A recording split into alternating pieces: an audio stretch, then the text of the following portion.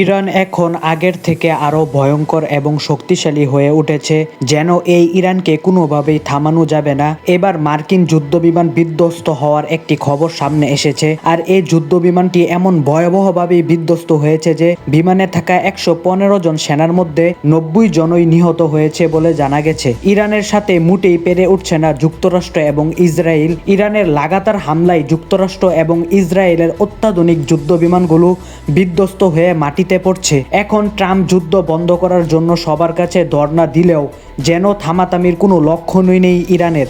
সম্প্রতি যুক্তরাষ্ট্রের সবচেয়ে বড় রণতরী ইউএস জেডালতে ভয়াবহ অগ্নিসংযোগ লেগেছে। এমনকি ওয়াশিংটনে তাদের তেল শোধনাগারে ভয়াবহ বিস্ফোরণ হলেও সেটি নাকি দুর্ঘটনায় হয়েছে, এমনটি দাবি করেছে ট্রাম্প প্রশাসন। এদিকে ইরান যুদ্ধে যুক্তরাষ্ট্রের 15টি F-15 বিমান ধ্বংস হয়ে তাদের সামরিক ক্ষয়ক্ষতি হলেও সে বিষয়টিও দুর্ঘটনা বলে জানিয়েছে যুক্তরাষ্ট্রের ট্রাম্প প্রশাসন। এখন মনে হচ্ছে সময়টা যুক্তরাষ্ট্র এবং ইসরায়েলের জন্য খুবই খারাপ যাচ্ছে। প্রতিদিন নিয়মিত সংবাদ পেতে অবশ্যই আমাদের চ্যানেলটি সাবস্ক্রাইব করে রাখবেন এবং আপনার মূল্যবান মতামতটি আমাদের কমেন্টে জানাবেন।